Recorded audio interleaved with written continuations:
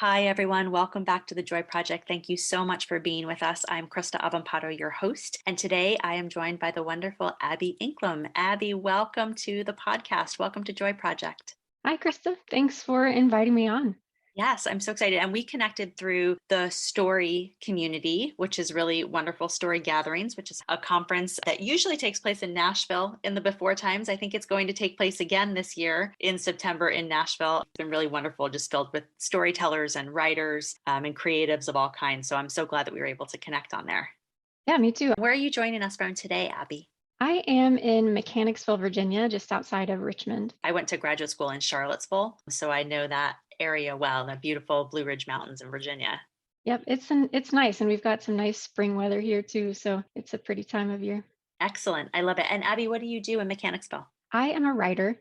The main thing that I do is my biggest client is a children's reading program in Canada. And so they hire me to write and edit books for them for early readers. So readers just getting started who are learning sight words and letter sounds and that kind of thing.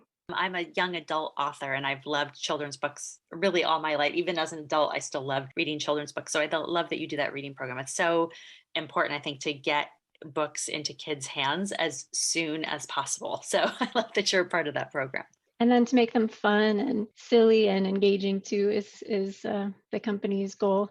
So it really is a fun thing to do. That's such a wonderful mission. I love to hear that, Abby, and I love that you're doing that work.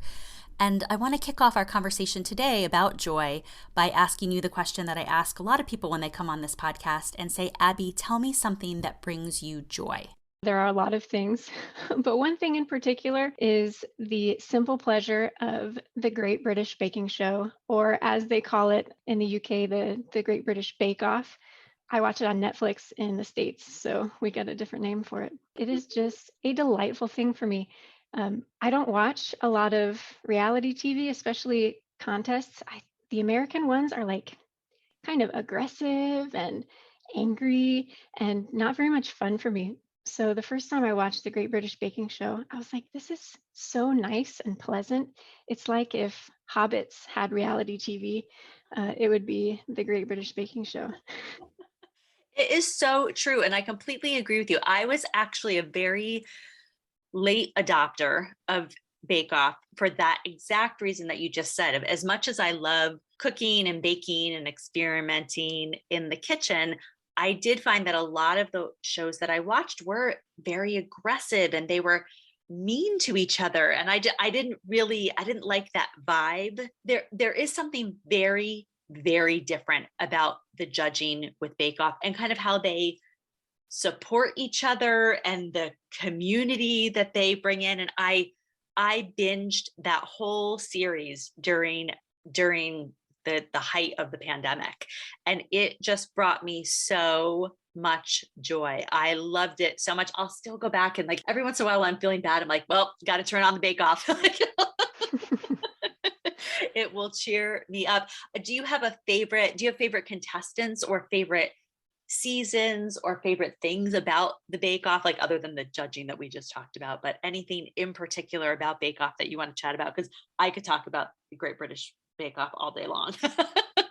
Yeah, so I learned about the Bake Off from a fellow writer. I was in a fiction workshop, and she wrote a story based around a baking contest, like at a fair. And she was inspired because she'd been watching the Bake Off and loved it so much. And she just really wanted to write about people baking. Her story was so pleasant. Like it was just nice. And I was like, I want to watch this show too. So I tried it out and I watched the first season. At the time, I was living in Baltimore with a few roommates and we all watched it together. And it just brought us all joy and made us want to bake things. So we started baking. It follows the same group of people, feel like you're friends with the contestants. And that's one thing I like about it. I like that you feel like you're getting to know the people who are contestants and you're rooting for all of them. Like it doesn't matter who wins, you're going to be so happy for them when they do. So, and same thing for all the other contestants. It seems like they're genuinely supportive of each other. And I like that. Yes, I would like to believe that the people who cast Bake Off and go through what I can't even imagine how many applications they get per season now. It must be tens of thousands, I feel like. I really hope that that is a criteria that they put in there. Like if they sense sort of a mean streak or a mean vibe, maybe those people like get edited out of the group. I'm not sure, because I do feel like every season that love and community is there, and it is so lovely and wonderful to see, especially in times when the world is very dark and very difficult, and you go into that tent and it is just like this giant warm hug. And I also do feel that same way. Like when a contestant goes home, you miss them. I also have that feeling at the end of every season.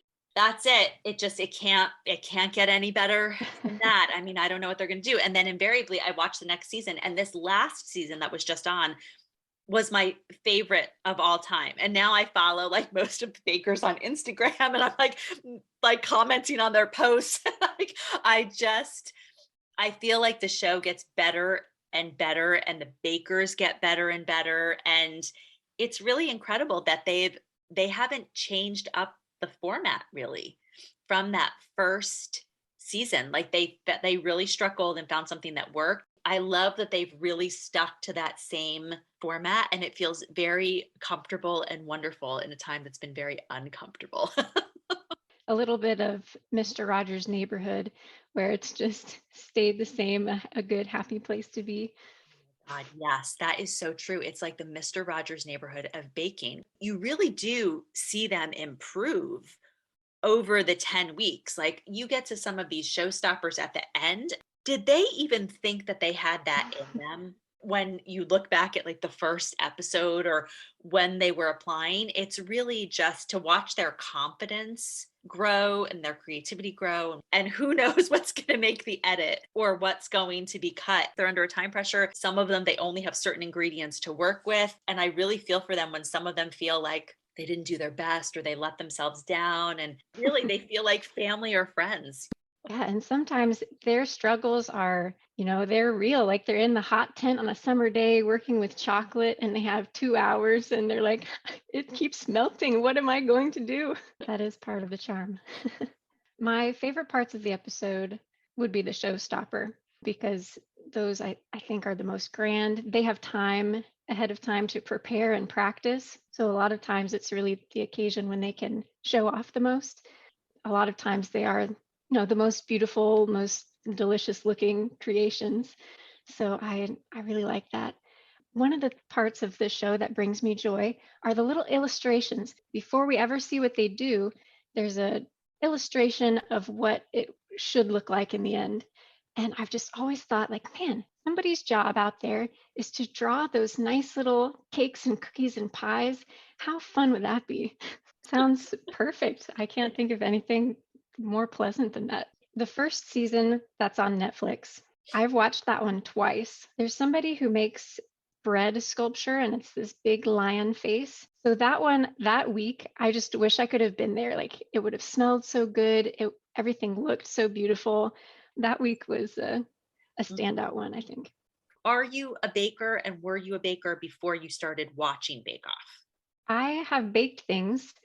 I don't think I bake enough to consider myself a baker, but I'm comfortable enough in the kitchen that I can bake something without being stressed out about it. One thing that the show does do for me is it really inspires me to bake. Like maybe I haven't made anything in a while, but if I turn that show on, suddenly I'm like, man, I've never made a Swiss roll. That looks like fun. I need to try it. So at one point when I was in the midst of just watching my first season of the Bake Off, I went home to my parents' house for about a week for a visit. And I told them that I wanted to bake things. And I was looking at my mom's cookbooks and picking out things. And she said, well, if you really want to bake things, I am going to support you. So you just tell me what ingredients you need and I'll get them. So I think that week I made like a layer cake with a chocolate glaze, and I made a Swiss roll cake.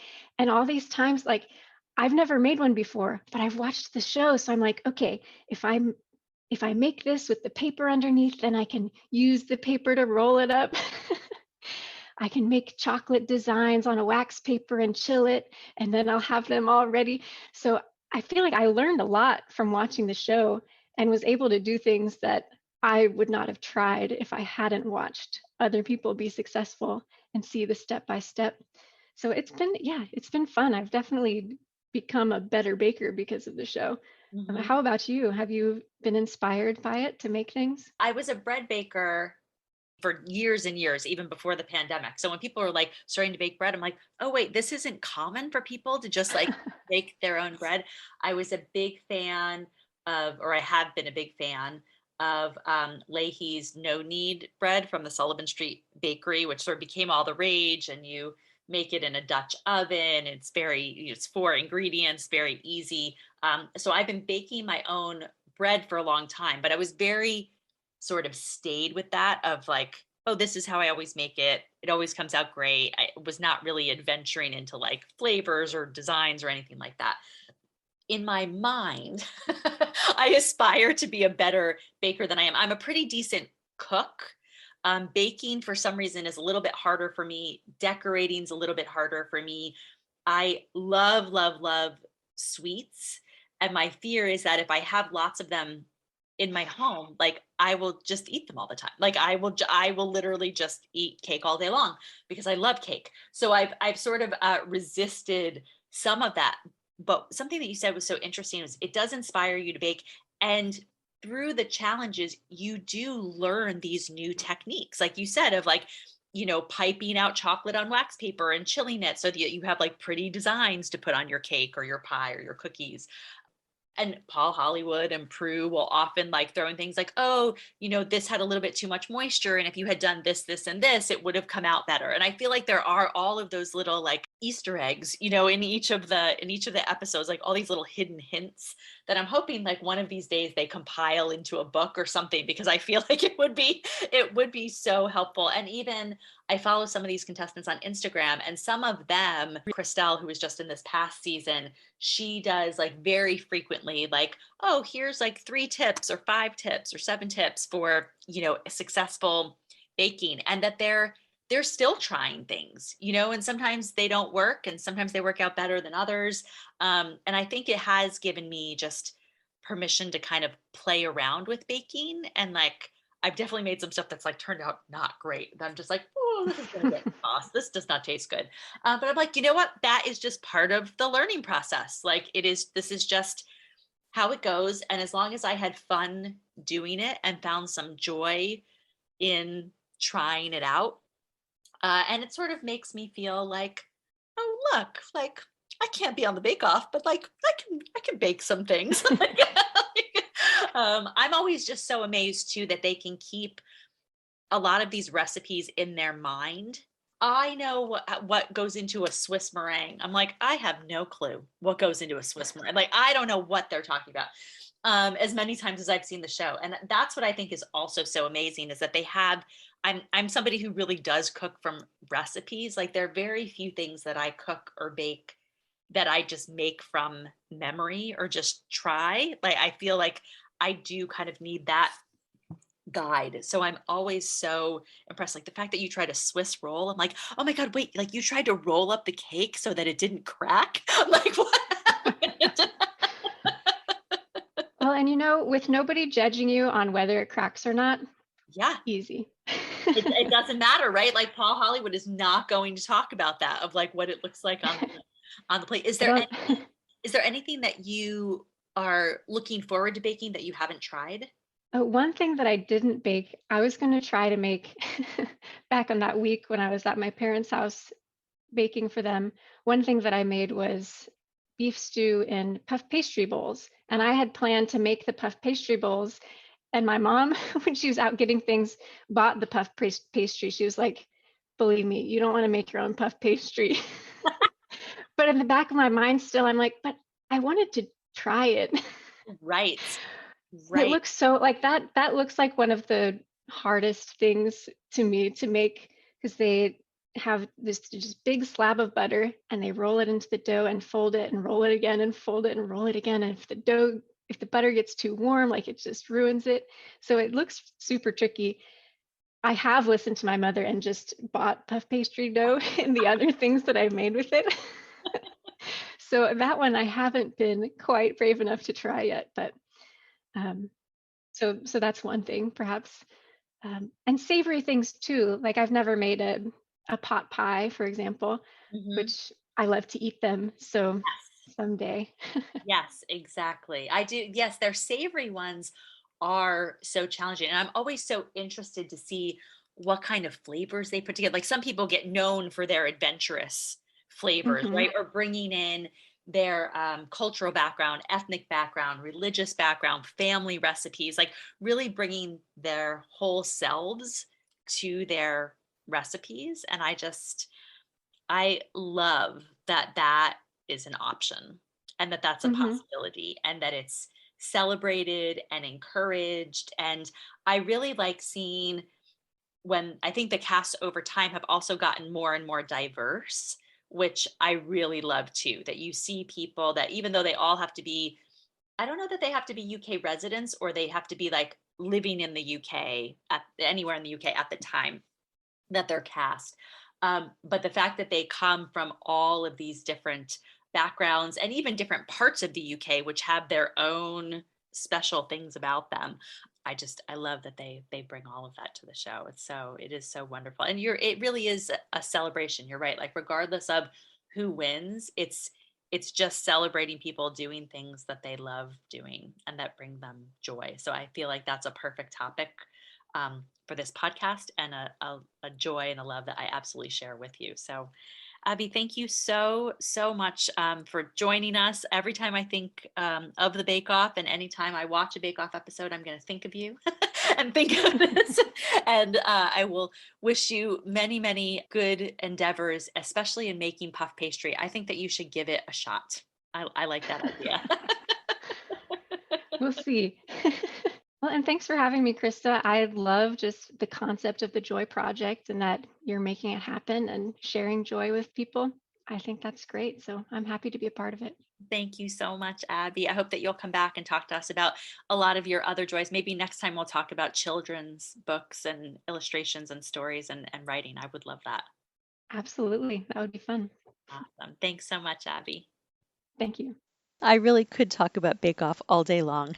The next season of Bake Off is back on British television on September 13th. Hopefully, we'll get the new season on Netflix in the States soon. In the meantime, I started watching Junior Bake Off, which recently arrived on Netflix and features bakers ages 9 to 15. These kids are much better bakers than I am and an absolute joy to watch. Speaking of all things British, I'll be hopping the pond this month on my first international trip since 2019 to start a graduate school program at University of Cambridge. I wonder if I'll bump into Paul Hollywood, Prue Leith, Noel Fielding, Matt Lucas, and any of the incredible baking contestants while I'm having my fill of British baked goods that are delicious. Because of my travels, the next episode of Joy Project will be released on Tuesday, October 4th. Since it'll be a month since I chat with you again, I wanted to leave you with a quote about joy from my friend and wonderful artist, Rachel Harms Millant. She sent it to me and I just love it. It's from Jaya John, and it goes like this. Your joy is not a perfect flower unbruised by life.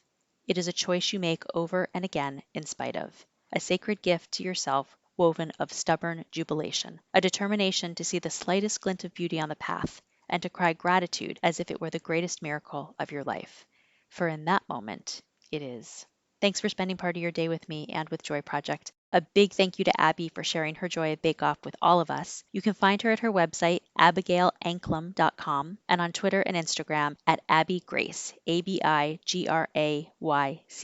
You can find me on Twitter at KristaNYC, on Instagram at KristaRoseNYC, and through the website for this podcast, KristaAvampado.com/joyproject, where you can also find links to everything we talk about on the podcast, as well as show transcripts for each episode. It will officially be fall by the time I chat with you again. I hope you're finding joy in some way every day. Take care of yourself and take care of those in your corner of the world. Have a joy-filled month, and I'll chat with you on October 4th.